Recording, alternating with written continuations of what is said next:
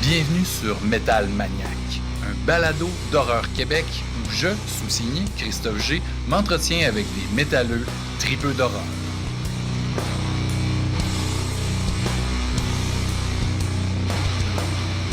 Métal Maniaque, épisode 37, 13 mars. Mesdames et messieurs, chers Métal Maniaque, content de vous retrouver. Merci d'être là. Épisode très spécial pour moi. Rencontre du troisième type. Rencontre incroyable. Ministry, pour moi, ça a été un band super important dans mon adolescence. Quand j'ai découvert cet album-là, The Mind is a Terrible Thing to Taste. Une cassette, c'est encore la même cassette que j'avais commandé au Club Columbia à l'époque. Ça m'a jeté à terre. Le son industriel, les guitares abrasives, quelque chose avec du beat électro, mais métal en même temps, donc avec une voix très éraillée et catchy. Ça l'a vraiment fait. Nine Inch Nails aussi, j'ai vraiment trippé à l'époque. Donc, c'était toute une claque, cet album-là. The Mind is a Terrible Thing to Taste. Évidemment, il y a eu des albums avant The Ministry qui étaient très intéressants. On pense à The Land of Rape and Honey, qui était l'album juste avant, qui était qui amenait les guitares vraiment là, en avant-plan. Puis il y avait eu Twitch aussi. Ça, c'était vraiment le truc un peu plus dark. C'est juste avant aussi un album où donc, on avait un son très sombre, ça commençait à bien se passer pour Ministry, mais vraiment, le côté métal est arrivé juste un peu après. Euh, et pour les plus vieux, les plus vieilles, on se rappelle de l'album avec un nom absolument pas prononçable, avec des caractères weird, qu'on appelle Psalm 69, avec la toune, avec le chanteur de Bottle Surfers, Gibby Haynes, Jesus Built My Hot Rod. Ça, c'était vraiment une grosse tune en 95-16 que c'est sorti, ça. C'était absolument toute une claque. Là, je suis en train d'essayer de voir la date, hein. Tu sais, c'est pas facile quand on a des vieux yeux. 91. Hey, je rajeunissais l'album. 91 quand même. 92, Psalm 69. Donc, ben, quand j'ai eu accès au nouvel album de Ministry qui s'appelle Hopium for the Masses, un album qui est sorti 1er mars sur Nuclear Blast. Vraiment un très cool album. Du Ministry pur jus, avec des bons musiciens. C'est tight, c'est métal, ça groove, c'est catchy. Donc, on est quand même un peu encore dans les plates-bandes. Bon, du Nine Inch Nails, un peu chez Rob Zombie, un peu chez ce que Marilyn Manson faisait quand c'était bon. Euh, donc, ça réinvente rien, mais ça reste vraiment le fun, surtout qu'il vient en spectacle le 17 mars. Je ne sais pas si vous avez vos billets pour le MTLUS avec Gary Newman et Frontline Assembly du BC. Ça va être assez malade. Donc, j'ai essayé d'avoir une entrevue, puis ça a fonctionné. Je suis assez content. Le courant a passé. Al Jourgensen, frontman, fondateur du groupe depuis 81 quand même, plus de 40 ans, qui roule sa bosse, apparemment bon, il fait des intos, tout ça. Il prend un petit verre de rouge pendant l'entrevue. Mais je pense plus qu'il touche aux aiguilles. Ça a été le cas dans les années 90-2000. Donc, il était tout sourire, de bonne humeur. Il avait le goût de jaser de son nouvel album sur lequel on retrouve Eugene Hutz, le frontman de Gogol Bordello. Excellente pièce qui parle un peu du conflit en Ukraine parce que Eugene est ukrainien d'origine.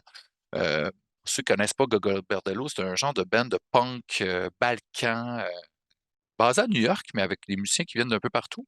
C'est très cool. Donc, il y a un invité spécial, le chanteur sur l'album de Ministry, celui qui vient tout juste de sortir aussi, le guitariste de Corrosion of Conformity, le guitariste-chanteur, Pepper Keenan, qui se retrouve sur cet album-là, sur une des pièces qui s'appelle Goddamn, Goddamn Redneck. White Trash, Goddamn White Trash, excusez-moi. Le nom de la tune m'échappait, un single qui est sorti l'an dernier. En fait, c'est la première tune qui est sortie de cet album-là. On retrouve aussi l'ami, le vieux compère d'Al, son pote, avec qui il a fondé le band Lard, Jello Biafra, l'ex-Dead Kennedys, donc une icône du punk. Très cool chanson aussi, Aryan Embarrassment. Donc, c'est vraiment de la musique engagée. Hein. Tu sais, la critique sociale, c'est partout. On parle de misogynie, on parle, bon, évidemment, de pollution, de guerre. Donc, l'album est vraiment très cool. Mais avec Al, on a parlé de films d'horreur. On a parlé de l'album, mais on a parlé des collaborations qu'il a fait au fil des ans, des samples qu'il a fait sur des différentes chansons. Il parle de sa conversation téléphonique avec Stanley Kubrick quand même. Sa participation au film AI que Kubrick avait écrit. Donc, l'histoire est vraiment le fun. Ses liens avec Spielberg, Martin Scorsese aussi, un petit scoop. Vous verrez que je vous invite à aller écouter l'entrevue parce que c'est absolument trop cool. Il nous parle aussi de Wicked Lake, qui est un film qui a eu un petit rôle dedans, un petit caméo, un film d'horreur qui avait passé à Fantasia il y a plusieurs années. Et il avait été superviseur musical pour la soundtrack. Donc, on parle de cinéma, de genre, c'est un fan fini. Puis vraiment, la conversation, ça a coulé. Donc, je voulais inclure une autre entrevue dans cet épisode-là, mais au final, j'ai décidé de laisser toute la place à Al. Puis l'entrevue, je la garde pour un petit peu plus tard parce qu'on vient d'annoncer que le band Aborted, un band belge qui vient de sortir un album, en fait, qui sort un album dans quelques jours, le 15 mars, Vault of Horrors. C'est un album thématique où on parle de films d'horreur, mais il y a une toune par film, un invité par film aussi. Donc, c'est par chanson plutôt. Il y a des gens, on en reparlera dans quelques mois parce que Aborted passe à Montréal le 13, le 9 juin, pardon. Donc, stay tuned, ça va être dans l'épisode du 13 mai, une entrevue avec Sven de Caloué, qui est le frontman d'Aborted, fondateur, qui est très cinéphile aussi. Donc, mais en attendant, allez écouter Vault of Horror, ça sort dans 2 jours, aussi sur Nuclear Blast comme Ministry. Donc ça vaut la peine d'être écouté. Donc, préparez-vous à l'épisode du mois de mai. Tapez-vous Vault of Horror. Achetez-vous des billets aussi pour le show d'Aborted avec Archspire au Club Soda le 9 juin. Ça risque d'être assez épique. Euh, donc, d'ici là, je vous invite à aller écouter, visionner mon entrevue avec le grand Al Jourgensen de Ministry, mais aussi de Revolting Cocks, qui est un autre de ses projets. Il est dans 1000 Homo DJs aussi. Il a fait un super cover de une tune de Black Sabbath, Supernote, qui est sur la compile hommage à Black Sabbath, Nativity in Black, qui est sorti dans les années 90. Revolting Cocks, ils ont sorti une tune dans les années 90 aussi, qui était une, une reprise de Rod Stewart. Do You Think I'm Sexy? Le vidéoclip est complètement fou. J'ai oublié de lui en parler parce que dans le vidéoclip, on voit Grandma de Texas Chainsaw Massacre 1 et 2, l'espèce de mannequin de grand-maman momifiée. Et dans le vidéoclip de Do You Think I'm Sexy, vous allez voir ça sur YouTube, c'est désopilant. Mais on a manqué de temps. J'avais tellement de trucs à discuter avec Al, on aurait pu parler pendant des heures. Donc, sans plus tarder, je vais me fermer le clapet et je vous laisse avec ma jasette avec Al Jourgensen.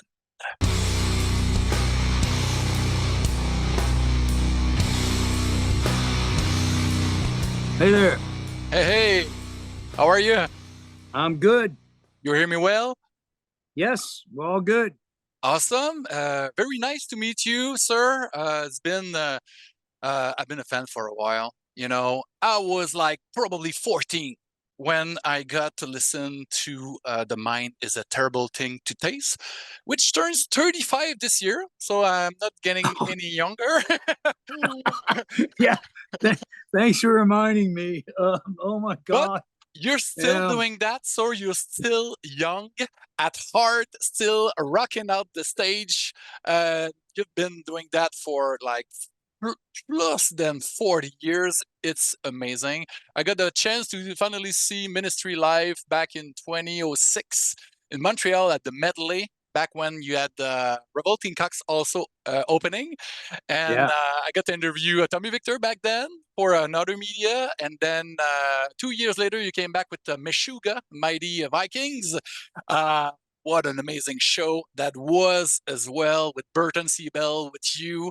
So it's been 35 years in the making, that interview. So I'm really glad you get to be in my basement right now to chat about, two of my favorite things in life, which is heavy music or music in general and horror movies. Cinema, it's been in my life since I guess I was put in front of the TV, like in Hey, Poltergeist. can I interrupt you for a second? Of course you can. That's one awesome T-shirt you got on right now. Of course, it's your pal. Perfect. I'm in Yeah. good hands. I'm in good hands. I know. I think so. I think I know what I'm talking about, and of course, your music has been part of my life for so long. So I have so many topics I want to talk to you. Of course, the new album, Hopium for the Masses, is awesome. I love it. I've been listening to it all the time since it just arrived in my inbox. It come out on March 1st, Nuclear Blast, with your friend Jello Biafra vocals again for a guest spot. Peter Kinnan from Correlon Conformity, and Eugene Lutz, which was surprising to me, but I'm a fan of Gogo That was Bordello. surprising. It was surprising to me too. He had a show in LA, and turns out he was a longtime Ministry fan and had his manager hook up with my manager or something, and just wound up at my house. And I have a long-standing policy in my studio, because I have a studio in my house. Mm-hmm. And so if you're going to be in my studio, I don't care who record. you are, you have to record. So we came up with that song in one night, and there it was. And I'd never even met this person before. It was beautiful. Wow, it worked so well because it's one of my favorites. It's mellow, it's groovy. It's almost as if it was a Revco song in a way. It's right. It's great. And with that lineup that you have, that you've been having for a little while now, they were 10 years. Yeah. So it sounds like, it fits. It sounds so great. I watched a few videos from last year's concerts on YouTube, and whoa, I'm stoked about the April 8th show in Montreal. It's gonna be. We are too. It's one of my favorite cities in the world, in my top 5. I cannot wait to get back to Montreal. Oh, I'm glad you're coming back. It's been a little while. For me, it's been a little longer. I missed you last time. Oh, it's March 2018 that you're gonna be here. Toronto on the 17th, and Vancouver on the 3rd. So it's a great lineup you put together for that tour with fellow Canadian Frontline Assembly. That I think you know those guys for a while, right? Oh yeah, they're great, man. This whole tour is great because it's the only tour I've ever done in 40 years that all 3 bands, like, we wake up in the morning on the bus and we're missing a drummer and a bass player, but we've gained Gary Newman's guitar player and bass player that are sleeping in our place. And then we wake up another morning and we're missing a guitar player, but we have Frontline Assembly people sleeping. It's just like a rolling caravan of just people that are actually having fun, man. Which, after all these years, it needs to be fun because, it's still a job, but it's hard to be on the road, not being at home and, in buses and with a lot of people that you need to be with. So if you're not surrounded by cool people that you get along with, it Right. can be long. Yeah, right? but even all of our road crews get along. Everything. It's just like it's something I've never experienced in 40 years of just like how this lineup of us, Newman, and Frontline we just plow through it and just nothing but laughs and giggles and we have a good time and so it's probably like my favorite tour of all time. So I'm glad that you get to witness that because it transfers to stage too. It's just like you're not stressed out when you go on stage about anything, you know. It's just like whatever's going on is going on. And Gary lives about Newman. 2 miles. Yeah, he lives like 2 miles away from me, so we're like neighbors. So yeah, it's perfect. Yeah, and that's cool that you kind of reintroducing a legend to younger audiences because a lot of young people, they don't know about him. So it's awesome that he can be on a bill with a powerhouse like your band and Frontline. It's crazy. And also that the second leg of that tour you're doing with Alice Cooper and Rob Zombie. This is also a great bill because it's all horror lovers as well. So I feel like it's kind of a match made in heaven. You got to tour with them last fall, right? Yes. Yeah. And another tour that, yes, I've known Alice for about 30 years and I've known Rob for about 35. And it's yet another tour where like, everyone gets along. Yeah. Not quite like the Newman tour. That's special. But it's really good because we've known each other for so long. They know there's no surprises. They know our band is full of like just really good professional, good people. And it's really funny too. It's like Rob, I think, is 55. I'm 65, and Alice is 75. So, oh yeah, that's awesome.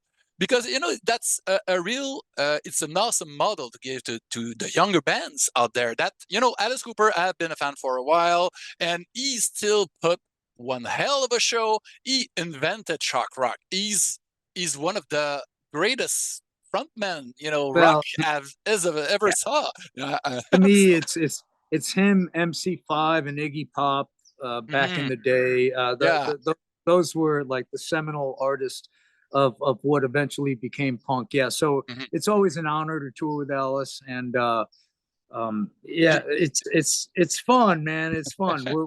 We're having fun these last couple of years. And do you get to geek out on horror, on horror movies with those guys? Last trek of that tour, or you don't have much time to chat about movies? No, we don't have much time to sit down and watch movies together or anything. But as far as horror movies, it's been a while for me. I haven't seen any horror movie that I've liked in the last 10, 15 years. So you may have to school me on this. I mean, I obviously go to like, the old, John Carpenters and Argentos. And we always go back to the classics, but right. As a writer, I got, movies in advance, and I got to encounter new stuff as well, because I like to revisit classics as well, but I'm kind of obliged to watch new stuff. And sometimes I get surprised. I don't get scared as much as I used to, because I've seen so many, like you. But once in a while, once every 5 years, you get those A24 movies like Hereditary and Midsommar. That kind of stuff is Midsommar. I love. But I don't consider that a horror movie. But I do consider it like, that's one of my favorite movies. I love that. Yeah. So that's good. I'm glad I wasn't sure if like I should mention that in the horror movie category. Oh yeah, but it is. It got some horrific moments as well, but it's more like a pagan kind of movie in a way, like The Wicker Man or stuff like that. It's lovely. Yeah. it's a lovely movie. Yeah. No, you know what? All right, so I'll play that on this tour. I'll try and make Alice and Rob sit down and watch it with me, and I'll get back to you. Oh, okay, cool. When we meet in Montreal, you let me know what they All thought. right. But I'm All sure right. I'm sure Rob Zombie he saw that because he's No, I'm you know sure. Yeah. he's in he does movies and he's such a connoisseur. But horror has always been part of ministry as well. With samples and all. That's so awesome. I was just like digging, doing some research before our chat, and just Land of Rape and Honey. You had a sample from Aliens, the great. Yeah. It's a horror movie. It's sci-fi, but Aliens, Geiger, and it's. I'm just the biggest Geiger fan, and Oliver Stone as well. So when you put together Land of Rape and Honey, uh, putting samples that was just easy for you. How did you get the idea?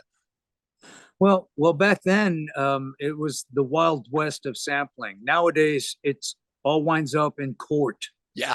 Everyone's suing each other and all that. So you have to be very careful, and you have to make up your own samples, except for public domain. But back then, there was no laws against it, and so these are things that interested us, because all of Ministry's albums have just been like basically a snapshot of the world around us at that particular time. The So zeitgeist. you could, the zeitgeist, and so you could pretty much it's a history class of our 16 albums.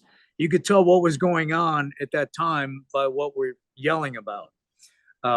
And so at that time, that was really important to us. And at that time, I had the biggest horror fan in the world in the band. My best friend, who's now dead, Mike Scascia. Guitar player. This guy was a horror movie aficionado. Oh yeah. Like to the point of like, okay, Mikey, we've already watched 3 movies today, man. Can you just like stop? Like. Oh yeah, he was a bulimic. He was the biggest Argento fan in the world. So awesome. Yeah. Deep Red. So yeah, it was a big part of us growing up. Yeah. And how did you guys pick the right sample? Was it like when you were watching a movie, you were okay? That line it fits so the atmosphere of that song, that riff. I could just put it in the intro or like ad lib like that, or. You got it, man. Hey, you want to trade jobs? You can come do my job because you just nailed it. It's just like, yeah, that seems to fit. Why not? But back in the day, nowadays you do that and you have 15 lawyers crawling up your ass. But music sample is more tricky because it's lifting a riff or like Puff Daddy taking a line of. No, not a line. The whole melody of a Message in the Bottle, and that's more tricky than that's just extreme. Yeah. No, we try and we already have an idea of what the song's going to be about, and then if we're watching a movie and we see something, whoa, that fits right in. So then it's that. It's not like we're writing our songs around movies. No. We're putting movies into our songs. It's different. Yeah, exactly. And it's more subtle because, you might not get from which movie it is for a while. That, oh man, that's from that movie. That's kind of a surprise. Okay, so Easter eggs. So Stanley Kubrick, right? Of course. Of 2001 course. and 2010 that you sample, and AI. Right, I know he called you. He called you. Right. So tell me that story. Well, his secretary called me twice, and I hung up both times, thinking it was a prank phone call. So the third phone call I got, she puts him on the phone, and apparently he'd heard our samples from the song "Thieves" from Full Metal Jacket. Yeah. And just went like, no, I want this band to do the film score and soundtrack for this new movie. And he sends me the script, and I was just like, oh, this is amazing, because his original script was basically about the Jude Law character, this male prostitute android downtown, and it was just really like dark. And then he died. And then Spielberg bought the rights to it. And so we got stuck with Spielberg, which said, okay, you're not doing the whole score. You can do one song and be in this one flesh fair part. And when I first met Spielberg on set, it didn't go well because I told him, I go, dude, man, Stanley wanted me on this, and he told me it was like this male prostitute like android movie, and AI stood for anal intruder, and you have That's right. like teddy bear and a bunch of kids running around. I'm like, what the fuck's this? But I was just kidding, right? I was just giving him shit. That's just me. I'm kind of sarcastic, and of course. And so he freaked out, and we didn't talk for a couple of days, and then everyone told him like, no, that's just Al, man. And so then we actually got along, but like that was different. That was not the movie that it could have been. Oh no, man! I'm telling you, the script was so much different from Kubrick. It was dark, man. Eyes Wide Shut, I wasn't a big fan of, but I'll tell you what, this was way darker than Eyes Wide Shut. And then instead, we get a teddy bear and a kid. Yeah, and aliens at the end. I mean, it was okay. Yeah, I like the movie, and we had fun doing it. And Spielberg turned out to be a great guy and all that, but like we weren't into it. As a matter of fact, after I told him I thought it was called Anal Intruder for AI, and so every day on set he would come up to me and come up with like a new AI, like, how about Animal Indecency, like Steven Spielberg telling me like, what if we call it Animal Indecent or something, some AI, it was like, it was pretty fun, man. Because of course, Spielberg is a great director. He's no Kubrick. Kubrick was one of a kind. One of a kind. Clockwork Orange. Yeah. It's Spartacus. Lolita. Doctor Strangelove. And they're all different. It's mind-boggling how good that man was. The Shining. Even if Stephen King hates his version, he made it his own. That's why Shining is so awesome, because there were other versions, miniseries and all, but the definitive one is Kubrick's. But you got to be in a movie that was taught, that was written by Kubrick, and he talked to you over the phone. That's amazing. I'm so happy for you that you got this intimacy with one of the greatest directors that ever lived. And I got to see you in that movie on stage for a few minutes. And that music video that was put together for the song. Right. Did Steven Spielberg have anything to do with it? That was Spielberg's first rock video. Oh yeah. And now we're doing a video with Martin Scorcese for wow.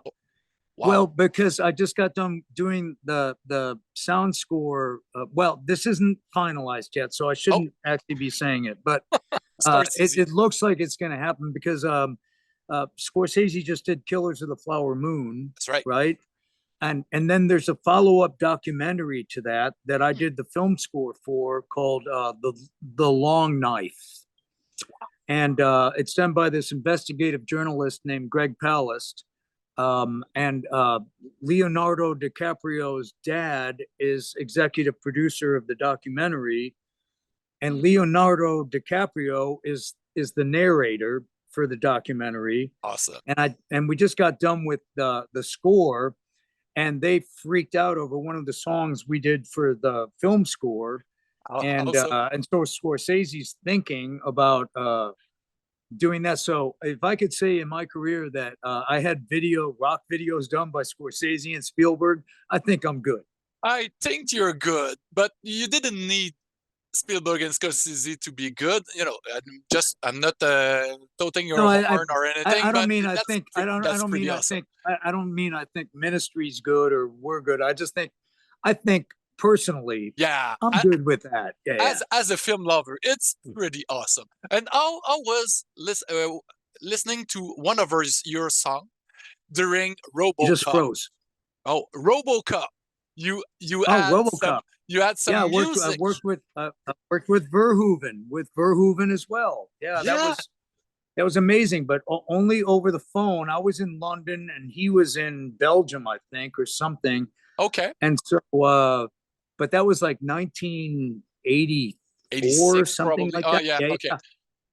And I originally turned it down because I read like just a synopsis of the script and went, well, first of all, I hate fucking cops. So, But you got to so see a cop die in that movie. but either way, I wasn't interested. But Yeah. he kept calling and just going, no, this is a different kind of cop and all this. And I'm like, okay, all right, fine. And then I watched. He sent me some of the rushes beforehand, and I was like, yeah, you're right. This isn't your usual cop. Verhoeven has a great sense of humor. Oh yeah, And definitely. so, yeah, and so we decided to do that, and yeah, that was a trip, man. That was a And trip. I forgot I did that. That was like oh so yeah. many years ago. Yeah, yeah. But so I guess you had that conversation with that dude, who was kind of a nobody at the time. He did some movies, back where Right. he lived, and he hadn't broke here in the North America. So and then you go to the theater and you hear your song during the club scene. That must have been pretty intense for you to live that. Yeah, yeah. I was only like, I was pretty young at the Yeah. time. So, and then doing the red carpet and all that shit. Yeah, yeah. That was it's pretty mind blowing. Like when you're young to like, yeah. I don't know how the planets aligned for me to get that gig, but it worked. And yeah, I And mean, then I've just been and yeah then and very then fortunate. yeah, and other producer keep calling and wanting your song, and with the Land of Rape and Honey that had some great critics and started to sell, and you got to be featured in Miami Vice, in documentaries and Stigmata, I mean, and in Hardware, Oh which yeah, is yeah. a pretty awesome kind of a post-apocalyptic cyberpunk movie, really low I budget, but awesome. I loved it. low budget, but I actually enjoyed it, and I Yeah. actually thought Mick Jagger was pretty good in it, man. Oh, you mean Free Jack? Or Free Jack, that's the one I'm talking about. Yeah, yeah. Oh, the Hardware one. Oh yeah, yeah. I forgot about that one too. But that's all licensing deals. Yeah. So You're that's really involved, right? something I didn't have to be Okay. involved with. But no, Free Jack was one that was Yeah. like universally panned, and I thought like, wow, that was pretty good, man. That was entertaining. That was entertaining. Mick Jagger in a sci-fi flick. Right, but I thought Mick did a good job, man. I don't know. Everyone was down on him about it. But as a fan, when I was watching Hardware, I kind of pissed Yeah. to see Guar on TV while Ministry was playing. That was weird. That was a trip, yeah. Especially since I'd produced Guar, the Horror of Yig, and a couple other Guar songs. So I'd already dealt with all those Maniacs, man. Yeah, that's it was weird. weird seeing them play us. It was good. It was good. And another thing that was pretty awesome, you got to sample Platoon, and Yeah. then you got a call if they want to put a song in the Natural Born Killers soundtrack. From Oliver Stone, yeah. Yeah. So what did that came about? Was Oliver Stone, impressed or wanted to thank you, or was it all Trent Reznor's? No, actually, that one was. I don't even think Oliver Stone would know who Lard is. Yeah. But his music director somehow thought that was a great Prison Break song. Yeah. So, yeah, and I watched the movie and I thought, yeah, that pretty much fits in there. That's perfect. Because I was that movie. It blew my mind. I went to see it 3 times in the theaters, and the soundtrack was great, and Woody Harrelson was a riot, and everybody was great in the movie, and the visual style in the movie, and the music. And then I got to hear a band that I didn't know, Lard, but I know you. I knew you at the time because I was a big Ministry fan. So I thought at the time that. Well, you knew Dead Kennedys too. Yeah, right? of course. Okay. Well, Yeah, there you yeah, go. yeah. So and then I watched. I bought the soundtrack and I read the credits and wow! And that was one of the first time a metal or metallic song or industrial song fit a movie so well, because sometimes it's a little bit tacky how they use metal in movies, and that was that was real fun. And you talked about Carpenter earlier. You Yeah. have a song on that as well. Escape from LA, which is, a fun sequel to Escape from New York. You got the I thought it Paisley was song. fun. Yeah, Yeah. yeah. So how did that happen? Again, there was a licensing deal. Did you get Yeah, involved again, in it? No? yeah, that's the music director. Okay. That was not Carpenter. But I will say this.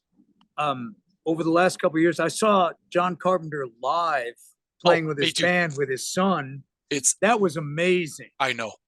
I think that I like that better than his movies lately. I think Oh, he yeah. should stick to music for a while. That But- was so good. That's so cool that he got to reinvent himself as a rock star. We knew he was a great composer, but a live concert. They came to With Montreal. his son. Yeah. With his son. That's so Son. cool, man. And Godson, Yeah. Daniel Yeah. Davies, Yeah. the son of the Kinks guitarist. Yeah. I was the more fun I had on that show was watching John Carpenter, watching his son play his melodies, and he was like just having a blast, just transmitting. You know what I found interesting about that show was how much confidence they must have had in their music, because he is known as like this great director and all Yep. that. Yeah. But they kept their visuals and their lighting to a minimum. That's right. Only a And few. they made you stills. concentrate on the music. And I thought that was like somebody like Brilliant. swinging their balls going, yeah, we're good, man. Like we don't even need to do this like Hollywood shit. We're just good. You know what I'm saying? Because it was, I don't know what tour you saw, but what I saw was 2017. very minimal visuals and lighting. It was just like, Yep. and so they were like a band. It wasn't like some Hollywood production like you would expect. That's what I was expecting when I went there. Instead, you got this really wonderful primal like music, which was cool as shit, man. And the music always been a big part of the success of his movies, because that was so Halloween. That score, it's still good after all these years, and I'm really glad you got to do the sequels recently, Right. because he made that better, because I don't know if you saw the last ones. The only thing I don't like about John Carpenter is that he does his own music, and there's no chance I'll ever get to write a score for him. But you may be, if he started to work in cinema again, because the guys from Anthrax and Buckethead, they did a score from is probably the worst movie. Oh, really? Ever done. I did not know that. Ghost of Mars with Ice-T and Natasha Henstridge, the girl from Species, wasn't really good. It's from the 90s. It's kind of a sci-fi movie, and I don't recommend you seeing that, but the score is pretty good. There's the guys from Anthrax. It's pretty rockin'. So sometimes he collaborates with other people. All right, well, fingers crossed. Fingers crossed. Let's see. And Good. Just call John Carpenter and tell him like, hey, Al's waiting. He's waiting. Because your music is kind of scary, so I'm sure it would fit so well, and I can't wait to hear that score you did. It's instrumental, I guess, for the documentary Scorcese. Right. Well, wait till you hear this score. It's like and everyone involved is like, okay, so like Flowers of the Killer Moon is up for the Academy Oscar. Award Oh, score yeah. by Robbie Robertson, but everyone's going like this score for the documentary follow-up blows it away. Oh, So yeah. we'll see. Fingers crossed. Definitely. I'm really excited about that. And before we leave, I want to talk about Wicked Wicked Lake. Lake. And I watched that movie. I saw it, I think, with the Canadian premiere in the festival here in Montreal, Fantasia Film Festival, which is awesome. The crowd is mind blown by, they're really, I guess, reactive when they watch movies, and that was a great screening. I got to saw you as an art teacher and hear a score that was made up of ministry songs and all artists from your label. So how the hell did that project came about for you? Well, the director and producer of it was the guy that did the Revolting Cocks fire engine video. Oh, okay, cool. So, and he was living in El Paso, Texas, where I was living at the time, and that's the most fun I've ever had on a film set. Oh yeah. Was working with Zach Pissarro, and that was just amazing, and filming it all over New Mexico. The movie was I don't know, I'd give it a 7 or 8 out of 10. But Oh it yeah, was his yeah, first, that's fair. That's fair. it was his first movie, and I think he did a great job Yeah. with it. And we had so much fun doing it, and he just gave me complete creative license to put the soundtrack underneath it without having to spend too much time creating a bunch of sounds. It's just like he just goes, no. What you've already put out works with what we have, so just use that. So I put that Easy. together for him. Oh, that worked so well. That was really fun to see with an audience in a theater with a big sound. And Yeah. I thought the movie was fun too. It wasn't the best movie I ever saw, but in the theater with those great songs. So kudos to you. That was Thank you. I really enjoyed it, and I need to congrats you on that too. The Hurt Yeah. Locker. It's not a horror movie, but war can be horror sometimes. All Did the it- time. yeah. Yeah, that's the real horror movie I right know. there. But this is crazy because I'm a big fan. I've been a big fan of Catherine Bigelow for a while. Near Dark is probably one of the best vampire movies ever made. Um, and Strange Days, that's awesome as well, but it's more sci-fi. But The Hurt Locker, why ministry songs fits that soundtrack? Well, I wondered. Kathleen Kennedy was the producer on Oh, that, right. and Kathleen Kennedy was the producer on AI. She's Oh. Spielberg's longtime producer. Mhm. So she gave me a call and said, "Do I have anything?" And I did, because I sent that song that they used, NCIS, the TV show, Mhm. asked me to do a song for one of their episodes. So I sent them this song I'd been working on, and they rejected it. They said it doesn't sound ministry enough. So I'd just gotten rejected by NCIS, and Kathleen Kennedy calls, and I'm going, yeah, I got this song. See what you think about it. Next thing you know, they're winning an Academy Award, Yeah. and they're playing, and the Oscars Symphony is playing that song as they're accepting the award. Oh, wow. So I was like, yeah, this Pretty crazy. entire industry's fucked up. A TV show turns it down, then it wins an Academy Award. So It's awesome. Live, as Forrest Gump said once, live is Yeah. full of surprises. You Yeah. never know what you're gonna get, and it's pretty awesome that your music pops, in movies like that. It's just mind blowing, and for fans, it's like just candy for us to see, to be able to hear your music in big budget like that, big budget movies and smaller budget movies as well, which is equally awesome when it's done well. So I'm excited about the concert coming up. I need to ask you if I need to talk about TV songs because when I first heard the first TV song on the single, Right. just built my hot rod, and then I heard the TV2 and TV3 on that Yeah. one as well, and then there were sequels, and those songs were so fun to put on the college radio as I was a DJ back then, because those were like so fast as fuck and intense and crazy and really short. I was wondering how the hell you thought about the first song, and why did it became kind of a tradition for you to make TV songs. because they're fun to make. Because I find myself watching what's on media and find myself sitting on my couch making a fist and yelling at the TV all the time. Just like I'm what is wrong with you people?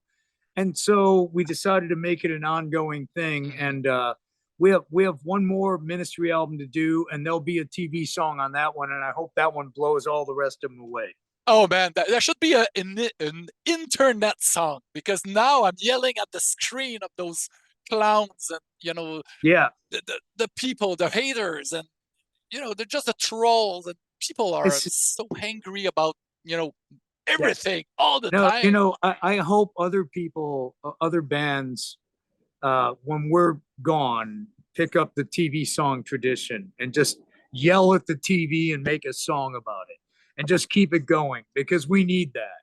Yeah, definitely. It's so cathartic in a way, because you need to yell at me, connect the goddamn dots. I need to hear that. I need to hear that. Can you scream at me, please? Connect the goddamn dots! Because, thank you. I was so happy to hear that. When I was a teen, hearing that music, it's cathartic, trash metal, punk, music that is about, even rap, that is about being angry at the man, at the system. But you don't even know what you're angry about, because they obfuscate the system so much that you're just angry. You don't even know where to go with it, man. It's like, I hate these fucking people. Then you get older and you start figuring out who to be angry at. Yeah, and it isn't like Trump. It isn't Bush. It's like, it's deeper than that. It's like peeling an onion. It's like when I'm down to like the final part of the onion now. I think I'm getting it. Now I'm gonna start calling them fuckers out too on the last Ministry album, Ministry album, which we have Paul Barker. We have Paul Barker coming back for that one. Oh, that's for our final one. Wow, I'm so glad you got to reconnect with Paul. He was such a big part of Ministry, and he was, and then now he's moving in like real close to me as well. He's moving back to LA, and now we're buddies again. So we're like, all right, let's do one last rodeo, man. So expect that in the next like 18 months or so. You'll have a new and final Ministry album, and we'll wrap a bow on the whole thing, so I can just do film scores off into the sunset. Okay. I'm gonna ride off into the sunset doing film scores. I'll never be Hans Zimmer, but I'll be close. And then me and Barker will do one last album, and then wrap a bow on it, and we're out of here. That's awesome. That's a great way to say bye to the road, because I guess you want to stop doing that because it's getting harder, I guess. Yeah, fuck yeah, man. It's not fun. People think of like, and you know what, for 20, 30, 40-year-olds even, it's fun, but it's like after a while it's like, oh, come on, man. And that's the only way that you can make any money to live on anymore. You're basically just selling t-shirts, because streaming and Spotify and all that shit, people can't make a living. I know. So it's a shame that people don't buy those anymore. Records, it's such a great way of just staying with the band, and supporting artists. Exactly. But anyways, going to concerts is a great way too. March 18 in Montreal. Hopefully we'll meet. So thank you. Yes. Are you on the list and all that? I'm probably gonna be on the list shooting the show for a website. So I hope to cross paths with you. Thanks again for taking the time to chat with me. It was an honor, sir. And take care. See you soon. Thank you. Cheers. Bye-bye.